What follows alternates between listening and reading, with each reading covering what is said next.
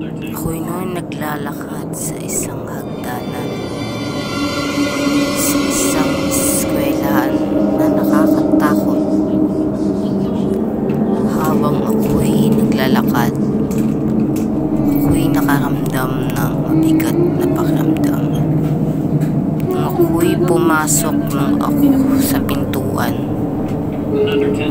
nakaramdaman ko siya na malapit lang siya sa akin at katabi ko lang.